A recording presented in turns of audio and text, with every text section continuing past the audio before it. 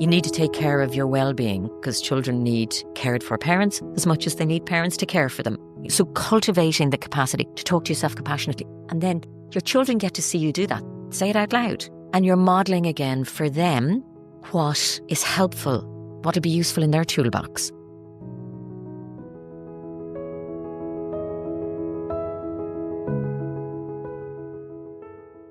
Welcome to the HSE Talking Health and Wellbeing podcast. I'm Noreen Turley, and today we're exploring a topic close to every parent's heart and definitely close to mine, the ups and downs of parenting.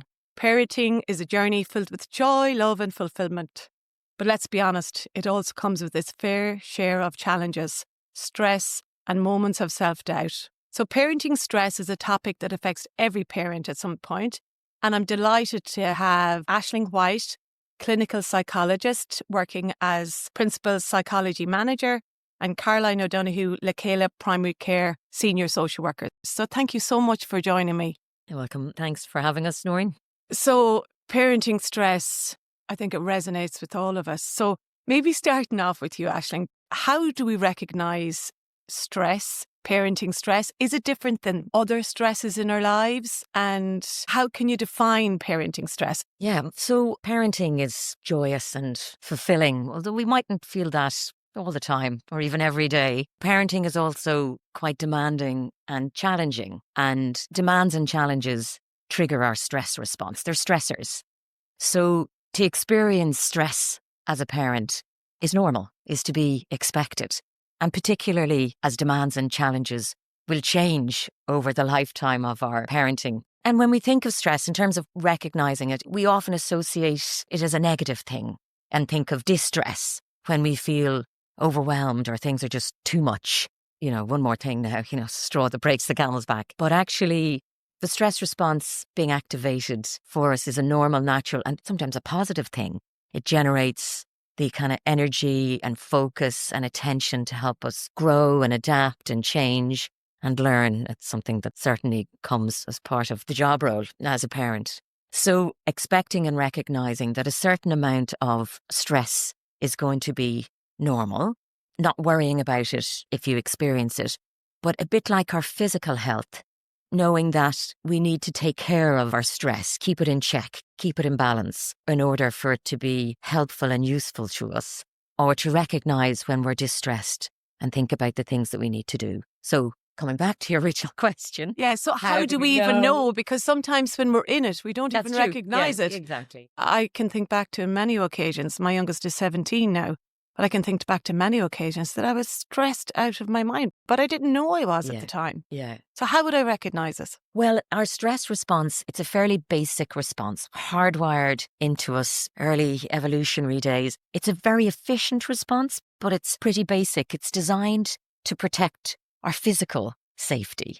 So it's what we call our fight, flight or freeze, whatever's response is going to be most adaptive. So basically, when the body senses a threat or perceives that sense of threat or danger, it thinks I need to fuel up fast to fight harder or run faster, and I need a quick injection of energy for this and energy for us. So your heart rate? The heart and lungs start to work to extract the oxygen from the air and then pump that around to all the major muscle groups in the body. And this happens very quickly without our conscious say-so.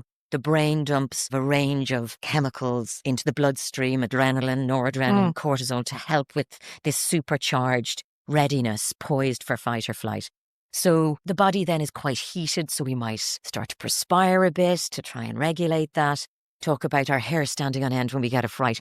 The pores close fast to try and also trap heat energy in the body. Everything is designed, again, just to maximise an energy burst to help us to physically survive. So even the stomach churning, the butterflies in the stomach, is kind of fast digesting food in the lower stomach, maybe get rid of a bit of excess baggage, but also slowing down digestion in the upper tract. That's not a priority right now. Blood flow to the brain, not so much a priority as the muscles. So sometimes we can feel a little lightheaded. And then our thoughts, it's like a radar scanning for threat and danger. So we'll be maximising the potential threat of something we see. Lots of responses going on. Absolutely. There's so many triggers when you're a parent. And, I was just thinking what Aisling was saying there. I feel that, isn't it? Sometimes when my buttons are getting pushed, isn't it? My hands are getting sweaty. I feel my heart racing. And I was seeing that with the parenting pieces. That's exactly what happens. And buttons are different for all of us, isn't it? So one of the things we know helps with parental stress is getting in touch with what does push our buttons a little bit. Thinking back, maybe, how were we parented? What things do we find trickier, or what did our parents find trickier, and the impact for us? I know on our primary care team, we run a group called Circle of Security. And that's a piece where we think back on some of the emotions that we have to manage as parents, which is joy, curiosity, anger, frustration, shame, and sadness. And I suppose without blaming our parents, we think about what ones were trickier for them and then what might be trickier for us. So, some homes, it might be really easy to have those joyous occasions, but maybe in other homes, it's trickier for them to celebrate that. Similarly, like when we were talking about there, if anger is coming at us, anger can be really challenging for some households, and then somebody else might take it really calmly. And I know definitely for me, that's when I find a big challenge, isn't it? When they're coming in. And you just talked about it beautifully. That fight or flight kicks in, doesn't it? Like I feel that full body response of the stress that's coming at me when the doors are getting slammed or the shouts are happening, isn't it? And then we have to think, how are we going to manage that? And that's the trickier piece, isn't it? In the moment and the plan around it. Yeah. And so, Aisling, what would you say in that moment when you can feel your heart racing, you can feel your sweaty hands, you really may have let a couple of shouts maybe around the house. How do you draw that back in and how do you control it, really? I think step one is to press the pause button, if you can, on yourself in the moment or as soon as you can. Yeah. And just to try and regulate yourself first. I mean, it's important to manage our stress for our own well-being and to help us parent as best as we can. None of us are perfect. But also because children tend to do what we do rather than what we ask them to do. So we have an opportunity to model for them how they can manage inevitable stress and tricky feelings and triggers for them. And when you say pause, what does that feel like? So essentially, it's literally like try and freeze frame yourself. Okay. So often, we find ourselves stepping forward, leaning in. Maybe, as we're talking about the stress response is activated, it's a fight or flight response. So often we can feel irritable, angered, or really anxious. So actually, sometimes for some of us in that moment, if we can just pull up and pull back. And so you nearly do that in a physical, yeah. So, and actually this is good in terms of knowing your triggers. It's also knowing what's likely to work for you. So if you're thinking in the heat of the moment, will something physical work for me? Do I need to just physically take a step back? Pull up, maybe draw a breath, and actually trying to counteract that fast breathing I was talking about earlier. If you can try and slow down and belly breathe, take in a deep breath. So that's one way. Sometimes you might be a bit more visual. So you might have a picture of a pause button on the fridge. I remember one mum talking in our parenting course and she was saying, I just used to kind of look up and just look out at the garden for a second, just connect with something that I associate with a little bit of calm or visual image. Or you might be somebody who's a little bit more auditory and you might say something to yourself. It's okay. I'm okay. Take a pause. So whatever gets you there yourself. Yeah. So that's the first thing. Try and self-soothe, regulate. Your stress response is activated, but it's just maybe to take it down a little bit. So that's step one, because now you're in a place where you can have a greater chance of responding rather than reacting. And then you can allow in, okay, so what's actually really going on for me? It's actually, I'm exhausted. Actually, we're all starving. Maybe the best thing to do here is just get the dinner on the table. Yeah. Rather than a big complicated discussion about why somebody can or can't go out with their friends, or even a child coming at you physically, a toddler or otherwise pulling out of you. And then because stress as a parent is a more ongoing, it can become kind of chronic as a parent, particularly if you're caught in some very stressful situations with you're worried about your teenager's mental health or your child's learning and their friendships, or you're just absolutely exhausted with the toddler. So you need to take care of your well-being because children need cared for parents as much as they need parents to care for them. So again, not only are you fueling yourself up for your job, but you're also modeling self, taking care of yourself. So things like exercise is really important. As I was saying, you've all the energy to take on for a physical fight or to flee, but usually we're not doing any of those things. The stress, the triggers in our head, we're worried that nobody's invited them on a play date or that we've roared at them this morning and they're going to be in therapy for years as a result. So we don't get to burn up that energy. Yeah. So exercise, mild to moderate exercise, 5 times a week. That's 30 minutes of a brisk walk. When I think back when I was in it, the reality, and it was only my own fault, I've taken half an hour a day I thought this was impossible. Like, why did I think that was impossible? I'm not asking you to cure me now or anything, but why did I hide that stress? And on the outside, everything looks great. And, you know, you have that complete anxiety and stress, but you don't know you have it. And you don't even spend that half an hour on yourself. Why do we do that as parents? Self-care is hard, isn't it? Yeah. And time is so, so tricky. And it's really funny you say that, because I can think of a time when somebody had said to me about fill your cup and taking that time. And really all I wanted to do was throw that cup at the wall at the person who said it to me. But it is what worked. That's exactly what Aisling is saying, isn't it? And it's funny how we just have to maybe take that little bit of time and start slowly thinking about it. And I can think of a lovely mum who was in a very, very tricky situation. You know, for her to go out for a walk caused all this anxiety for her son. It would end up in a big argument that could get violent as well. But having that moment for her was what she needed to be able to build up and deal with those behaviours. And that's what we're talking about, isn't it? Managing your stress to be able to get into those more challenging bits. And she had to plan. We talk about that today a little bit, maybe about how do we do that? We're seeing what is a priority in minding ourselves, and how am I going to put a plan in place? Who's in my life? Who's that support network I can get involved? Now, the tricky bit about that, as well as what you said, is sometimes there's a lot of blame or shame, isn't it, as well? And us admitting that this is really, really hard at home.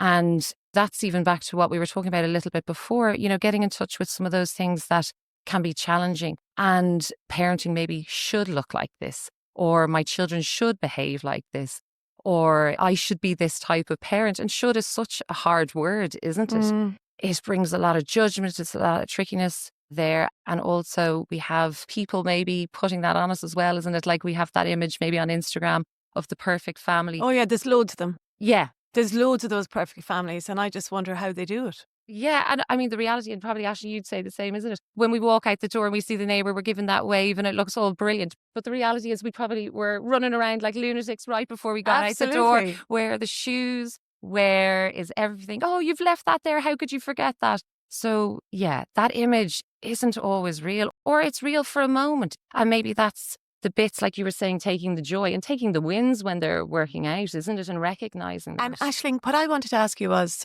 are the stresses different from when there's the different stages of childhood? So you have the baby when you're exhausted, then you have the middle years or the preteen years, I suppose national school age, and then you have the teenage years. So are the stresses or the way we deal with them all different? So our stress response is similar in terms of how we tend to think when we're stressed, you know, the kinds of thoughts that are prioritised emotionally, how we tend to feel, and physically how we respond. But yeah, I mean, I suppose the things that tend to occupy us at different stages of our child's life or our own parenting journey, they may differ a bit more, exactly like you say. So I do think that while the stress response is the same, parenting stress is different perhaps to work stress or to other kinds of stress, because it is a job that comes with a set of what can feel very burdensome and overwhelming expectations. And that can sometimes set us on a course of behaviour, a bit like you were describing, Noreen, where we feel in some ways that we need to sacrifice our own needs, or I just take care of my children first, or I do this for them. And that's when things get out of balance and out of kilter. So we're thinking about how to do the best job as a parent. We don't prioritise taking care of ourselves in that. We don't think that's part of the picture. Caroline's talking about what influences or shapes our expectations. Of course, our own experience of being parented. That's really the manual that we come with, really, into parenting. Now, we might be saying, well, I know what didn't work for me. I know what I didn't get enough of. So I'm definitely not going to do that. Or we can feel like, well, this is how a parent should be, because this is how it was for me and this is how a child should be. We can get caught up in our head an awful lot as a parent in terms of our own personal influences and then societal influences, as you say. Like what every other parent at the school gate seems to be managing that we haven't managed. They have their hair done and their makeup on and everything. And that's just the mothers. That's right. For some reason, we always think we take, as a mother, it's to realise that there's other people. And I'm thinking about blended families and all the different types of families we have these days. Yeah. And obviously, Caroline, I can't imagine the stresses that must cause in people's lives. Absolutely. Now, that's a big difference, isn't it, than maybe families 30, 40, 50 years ago, isn't it? Families are different. There's less family support, maybe because people are living further apart, different types of families. It does make it trickier. Having a parental role, even knowing yourself, is hard. And for dads as well, that has changed. Like my dad would talk about that when he sees my husband. It's a completely different scenario to what he did 40 years ago. So that's hard for dads, isn't it? Finding their place in that too. Yeah, I think so, yeah. And there's bigger expectations on them, most definitely. Like you walk in the door from work now, you're co-parenting. Those stressors that maybe they didn't have as much of a few years ago are there now. So there is more parental stress, isn't there? Different types of ones than our parents had. Yeah, and the good thing, Caroline, that I was going to say, though, even though we say that there isn't as much family support, or people talk about communities have changed a lot, this is the good thing about it, is that we have supports out there. The stress balancing course, the Lekela project that you guys are doing. There is so much other support if people just reach out for those supports. So I suppose just to our listeners, and we will talk a little bit more about that later. We mentioned earlier on, and I think, Caroline, you might have mentioned it. So actually, I just wanted to ask you, when you have those scenarios, I do remember on more than one occasion leaving a supermarket with a full shopping trolley. I'm not saying that there was a row, but there probably was. And that situation of that shame and guilt of a child shouting at you, maybe even hitting you, and you might have another toddler, you might have a baby. I remember just picking them up and walking out. And I don't know if that was because the shame of it, and then you have the knowing parents looking at you and going, oh, God bless you. And then the other one saying, oh my God, can't you control your child? So like, oh my God, when I look back on it, the stress, I had to leave the shop. I couldn't just deal with it. Quite a few people identifying with that experience, Noreen, who are listening. And sometimes it's just because you're all out, you're empty. Yeah. I don't have the goods left to deal with this. No fuel in the tank. Let's just call it, Yeah. But you can't go home at 5 o'clock when you're parenting. And it's great, things have changed. We're talking about this Yes. Now, in terms of just acknowledgement or that shared experience, being able to have that moment going, yeah, I've done that as well. And maybe that's what we have to do is if people find, or the listeners find themselves in that situation, just pull themselves back, take that breath, as you said, Aisling, and just be present in the moment and say, okay, it didn't go right, but I can try again, isn't it? Yeah. And you just said it again, like, what if your tank was empty that day? And we're like ATM, really. Sometimes all the withdrawals are coming out of you as a parent every day, and you need to fill that tank back up. And forgive yourself. Be kind. If it went all wrong in the supermarket, do you know what? Go home, have a cup of tea, and you can start again. Now, they might be hungry because you'd have no food in the cupboard. Oh, well, that's true. That's so true. But you know what? Be kind to yourself again. Is beans on toast, if you're lucky enough that that's in the cupboard, is that going to be okay? It doesn't always have to be the perfect meal. We talk about that all the time. There's no such thing as perfect parenting or that perfect image. It's good enough. Yeah. And that is good enough. And if things went wrong, you can come back, repair it if you did lose it, and say that, and just try to get back to your day, isn't it? Yeah. No, absolutely. Sometimes we're our own harshest and worst critic. So when you were asking other ways that you can try and deal with stress in the moment or on a more ongoing way, turning down the critical voice, which it's our perceptions or our fears of what other people are thinking of us, or our perceived judgment, is actually really more our own. And how do we do that? How do we turn down that inner voice? Yeah, so I suppose sometimes identifying first, where's it coming from? And we've got a lot of internalized, maybe legacy voices in our head from our own experience of growing up. So finding out sometimes, saying, it's not my voice. So who said this to me first? Do I need to accept this anymore? I don't. So identifying it and then saying, would I talk to a friend like this? Like when I'm talking to my buddy who ricks me, who's also had a bad day, or my sister or my husband, or I'm talking to my friend, if your dad, whatever. We don't criticize each other. So talk to yourself like you would talk to others, but build up that compassion, that compassionate self-talk. And we actually usually do need to work at this. So you might actively need to do something. And I know some people might feel it's a little cheesy, but at the end of every day, what am I proud of that I did as a parent today?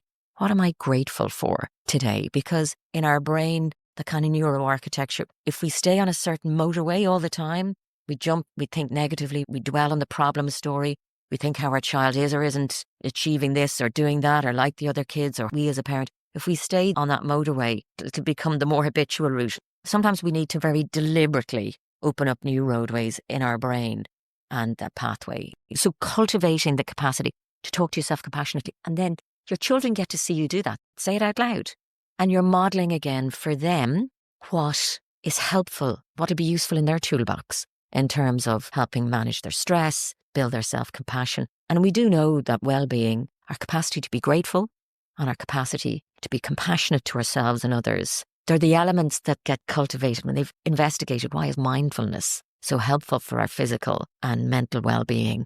It's those elements that cultivating the capacity to be compassionate and to be more grateful or for gratitude And it could be simple things like journaling. Write it down, exactly. Write it down. And it doesn't have to be really complicated language. It's just what's in your head. It's just like brainstorming, or speak something into your phone. And when the kids see you doing that, and Aisling, I just wanted to talk a little bit about communication because of the different stages of childhood and the importance of communicating with your kids and how you communicate. Because for me, I've learned that the way I communicate with them is getting better as I've learned that to keep it open, then they feel better, then I feel better, then I'm not stressed.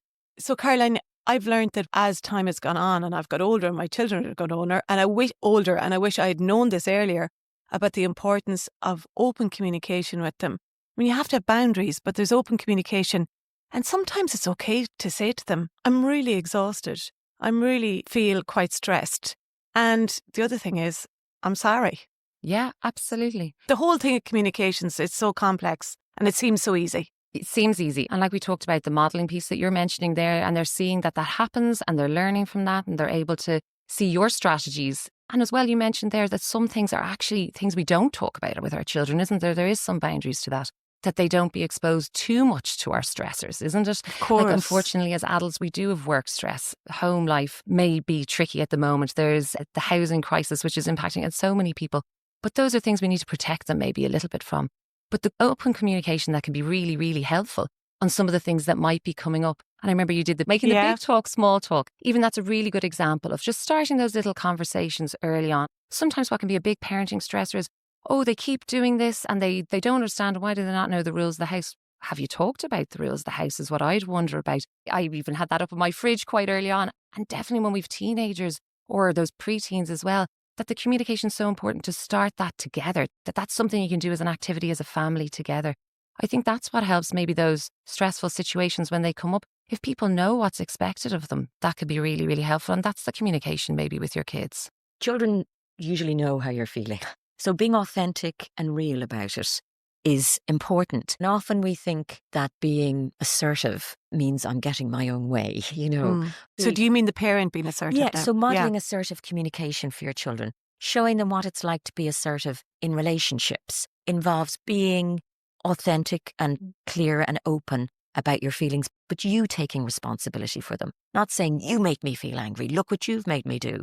Saying, I feel angry and stressed, or I feel upset because. So you locate responsibility for your feelings and for taking care of your feelings and what you do with them within yourself, but you do it in a kind of a real and authentic way. And also clear, open, honest, taking responsibility for yourself, but also looking for your needs to be met. So what I need from you here, in order for me to know that you're safe when you're out, I need you to text me. I need you to come home when we have agreed. Look, that's how we've agreed this is going to work best for both of us. So you say clearly what it is that you want and that you need, but you do it in a respectful way. And also when you're asking for things that you need for yourself or clarifying your expectations, you're always doing it in a respectful way. So that golden rule of respect is something that you model, that when you see it, your children, I say, really like what you did there. So you pay attention to the things that you want to see more of. Much more effective than zooming in on the behaviours. You shouldn't have done that. So it's more of the positive parenting style. Well, it is positive. So, now, I mean, of course, you do need to attend to certain things at times, or step in for safety and other reasons at times, for sure. But rather than saying, don't do this, don't do that, don't hit your sister, don't talk to me like that, saying, I need you to speak to me respectfully. I need you to use your kind hands. I need you to take a breath. Why don't we take a breath? And just so you can see you're cross and angry there. Am I right? Are you cross and angry? So you're also helping them identify and name feelings, and rather than scream, kick, row in and acknowledge in a compassionate way. That sounds really tough. So you're modelling your respect and your acknowledgement, but also your attunement to them, tuning into what's going on for them. And what your expectations of them will vary depending on what age they are. If they're pre-verbal or they're toddler. You're right to have different expectations, but they're right to expect you to treat them with respect and encouragement and support and fashion their positive behaviour. And you do it first by being wise. Am I likely to be a bit more passive aggressive when I'm upset? And to try and make you behave a particular way by making you feel guilty. You made me so upset when you did that. Or to be just submissive and just roll over. Or to be aggressive. You'll do it my way. And sometimes, as Caroline was saying, things have changed in terms of more authoritarian models of parenting. That's a hard thing to navigate. As a dad, you're saying, well, look, well, I did it. My dad asked me, I just Yeah. did it. Or it's best to just toughen them up. So that's how they're going to get on the team or whatever. And look, you're not asking people to not be themselves, but also to manage those expectations in terms of what parent do I feel I should be or my child should be. Tune in. What kind of child is your child? You're just Yeah. unfolding the envelope and letting them out. Absolutely. I'm always gobsmacked. I know we do our antenatal classes and all of that when we're pregnant. No one gives you a book to tell you what to do. Yeah. And you're handed this baby and you put it in the carry tot and you put it in the car. Now, if you have a little bit of experience and you think you're babysitting, but the reality comes fast. I always think that, God, nobody gave me a book to tell me how to do this. So it's okay that we're learning as we're going along. Absolutely. Nobody gives you a manual. Well, now we have mychild.ie. What were I going to say? We have mychild.ie and there is a lot of information in there. Absolutely. But you're right, but there's no manual for your child, isn't it? And back to what we talked about, if you expect them to be a certain way, or like you mentioned there, you want them to do a certain activity, that's not necessarily there, isn't it? So there's no manual for your child. So you've got to learn on the job all the time. And you did mention My Child, and that's a brilliant idea because what helps us is knowledge is power, and having a little look at something online. HSE has great resources there, or the HSE website, even if it's not My Child, just putting in what's the challenge at the moment and getting some information to give you some guidance on what to do next. But just seeing what Aisling was saying there as well, a great mantra I think is bigger, stronger, wiser and kinder. So you can be a strong parent and you can toe the line without having to tip into being mean or weak. And thinking of communication as well, we have to remember about how we communicate non-verbally as well. So when we're presenting ourselves to the children, and sometimes those are the ways things can escalate. You might use the right words, but you still have to not be shaking your hands, or what way are we presenting ourselves standing over them? So that's pressing the pause button again, like we said, in those heated moments, and coming back later and having a chat. Absolutely. Everybody's ready to have and that Caroline, calm even the kids will conversation. say to you, why have you got that face? Yeah, absolutely. This is my face. Yeah. But like if you don't have the right, Yeah. like what you're saying, the non-verbal cues. Yeah. The other thing I was thinking about as well was communication with your partner or whoever else is in the house, or whoever else is minding your kids. Maybe it's grandparents. Yeah. I mean, all that communication. And I always think that must be very stressful for people if they have grandparents who are looking after their children during the day and they're not just being the nanny or the granny or the granddad. They're actually being the disciplinarian, and that must cause a lot of stress, parental stress for both the grandparent and the parent. So the boundaries there, it must be difficult. We sometimes not that dads, it could have been a mum as well, but they say, I'm here, I'm at the parenting course. We couldn't both come. My wife sent me, basically. Yeah. She says I need to get on the same page as her. One of the things that obviously is a real challenge when you're parenting with somebody else is to be doing it in a kind of a joint and collaborative way. Children benefit from clear communication and consistency across parents. Now, we're going to bring different things as different parents, and that's really enriching for children. They're going to have different relationships with us. And, it's going to be different dynamic. And look, they're probably going to approach one of us over another over certain things. But fundamentally, feeling that your other parent or whoever else is involved in supporting you as far as possible has your back. And even if you disagree with each other in the heat of the moment, you're best really, if you can, press the pause and not criticising each other in front of your children, working it out separately. Look, how are we going to deal with that the next time that arises? And you do need to work quite actively together while you're dealing with the situation or in the normal course of events, whether it's the routines or the balance, the challenges, the demands, the diary. You need to be working as cooperatively as possible there. Always going to. So the fact that you don't always agree, don't panic there, but that's normal again. But at the same time, that takes active work. And then also grandparents might be helping out, or a childminder. And they don't always do it as you want, or you might be watching your parent going, yeah, I remember that being the response. I didn't really like that. I don't believe that works. And it's a tricky one. You're relying on your parents. They're stepping in. You're grateful for the support, but you might be resenting how they're doing something, or you come home and they're full of sweets and or there's nobody's in bed, or the other way around. So you feel they're being too strict. There are going to be moments of tension there. Like, you just negotiate and navigate those as best as you can, as respectfully as you can. And maybe a top tip for grannies and granddads and the granaunts that are helping everybody out is to see the positives in the parenting strategies that your children are using with their children. And to do that, pull that out and say that to them and praise them and let them parent at times, isn't it? When you're around them, let them do the parenting and you're in the granny role. Yeah, this is one that used to kind of drive me crazy. So you go out, or, it might be your first time out, or you might have gone out for the afternoon or something, and you come home and the kids all go crazy. And whoever's minded them, probably the granny or the sister or whatever, and they go, oh, don't know what happened there. They were fine. Yeah. They were fine when you were gone. They were perfect. They did everything I asked them. And you instantly, I remember the first couple of times I did that, I felt awful as a mother. I thought, oh my God, do my kids hate me? Like, they're just mean to me. Like, and so that was really difficult. And I felt like telling them, don't take the good out of it for me. But it does. And it does. You feel awful when you hear something like that. And I think that's the bit about remembering that, like Aisling said, what are triggers for us? Yeah. So isn't it, hang on a minute, how is that happening? And they're all wild when they're at home with me then. But, you know, it is different. And Granny and Grandad might not be saying no as much as you are. And also maybe just hearing that and letting it go, like you mentioned, Aisling, that's what they're saying now. But actually, that's okay. They're in Granny and Grandad's. And maybe things did go swimmingly. Well done, me, because now my want kids to mind know them again. That's it. But also, I've taught them something that they know how to go out and behave in my grandparents, and that they had a great day together. So take it as a win rather than a what? Hang on a minute, how is that possible? And just I'm here. Or perhaps that experience where your baby's not sleeping. Everybody's saying, oh, that's really rough. You've got a baby that's not sleeping. You're so exhausted. You leave them with somebody for the night. They slept through the night. They slept fine. I have a problem with that because I do not believe kids sleep through the night, okay? And I don't care. People say, oh, yeah, it's 6 weeks. No, doesn't happen because they're only counting from 2 to 6 in the morning really or something. I think that's one of the biggest lies. You kind of retrospectively maybe massage the history in your own head a little bit. Yeah. No, in terms of, no, mine slept through the night. But just on that point, Dad is saying, he seems fine dropping him into sleep. When I drop him off, he's clinging to you and anxious about you. So children, we're their biggest influencer. They're most invested in the relationship with us.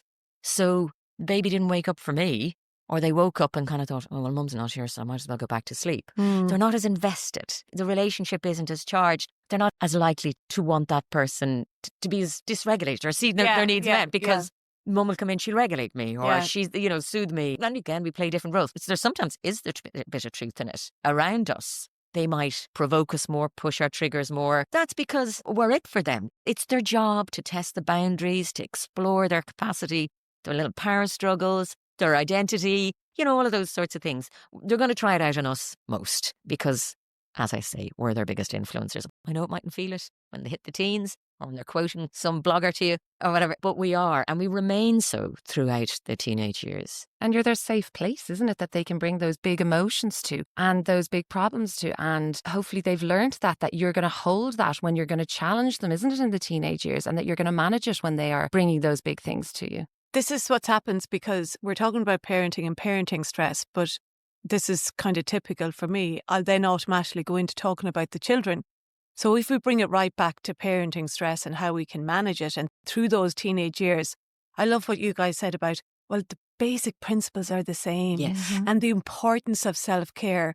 I remember my sister saying to me, Noreen, you have to look after yourself. And I'm going, what? Look after myself? How do you do that? Because I was in my happy place being surrounded by kids. But it's only now when I look back and I think, yeah, I should have taken that half an hour for the walk or the exercise. And I wouldn't maybe have been empty in the supermarket and left the trolley. Do you know what I mean? It's all related. So those principles of looking after yourself as a parent is so important. And I guess that's what we're really here today about, and to explain to people that there is support out there and there is assistance out there. And to be able to tune into what our children need, to respond to them. Usually, most of us want to be as good as we can be for them. Yeah. In order to do that, we have to be able to tune into ourselves. Well, for our own well-being, because we deserve it, but also in order to do that well. So it does sound like a bit of an oxymoron, take care of yourself first. I know that cheesy metaphor, put on your own oxygen mask first. But it's the absolute truth. Like, you might not always be able to get all the sleep that you need, waiting up for a teenager to come in or, waiting for the baby to wake. But knowing that you do need sleep, exercise, the basics are the same for all of us. Try and eat as well as you can. I mean, the other thing we were talking earlier about knowing your triggers and recognizing stress. Sometimes you say, actually, in the face of stress, am I somebody who avoids a bit? Like, am I likely to withdraw, to just procrastinate? Maybe I drink a bit too much, or I smoke, or I overeat, or, so we engage in sort of avoidant or get too busy to think and feel. Yeah. So get frantically and active and overactive sometimes. So we need to be aware of those just for our own health and well-being. And again, always thinking about what we're modelling, but also first and foremost for ourselves. And you're right, that avoidant one is one we hear a lot about. Like, you might go to bed on time, but then you're scrolling on your phone. Yeah. And then you're still missing out on an hour of that sleep. And we all know that, don't we? We can't tune in or be our best selves if we're wrecked. And that's just the reality. Like we said, writing a list maybe of those things we might be doing to avoid the good self-care habits, isn't it? And thinking about that could be really useful, and thinking, what am I doing that's preventing me from taking care of myself? And you mentioned the half-hour walk. You know, sometimes that self-care doesn't even have to start that big, because 30 minutes, that's a big chunk of time sometimes in your day. Start small. Is it just your coffee? Get your one nice coffee. I tell my kids I'm going on a union break sometimes and have a little pause. Start small, and then you're going to be able to build it up, isn't it? That's a really good tip. But back to the diet and the eating and not drinking too much. Yes. All of those. And we obviously, in health and wellbeing, that's the business that we're in. And if anybody has problems or think that they have problems with any of that stuff, then we have information on hse.ie. But I think that's really important as well, because they can all add to our stress levels. And that's the thing, recognizing that you're triggered and that your stress response is activated. If you don't recognize that, you're more likely to step in and bring your irritability, bring your worry, bring your anxiety, that irritation, that anger to the moment. And then that adds to it and amplifies it. If you're really struggling, you know, and particularly trying to be aware of those stress-related habits, negative habits, unhealthy habits, if they're starting to creep in or if they've got a grip, you need to take some action in relation to those. Reach out to the information sites first, talk to your GP. And your GP, 1 in 4 of the consultations a GP has is explicitly about stress, well-being, mental health, sleep difficulties, whatever. They'll say 75% involve some element of that. So they are well poised, ready, and a good anchor person to talk to initially about all aspects of your health, including your mental health. But also, you talked about writing and journaling being helpful.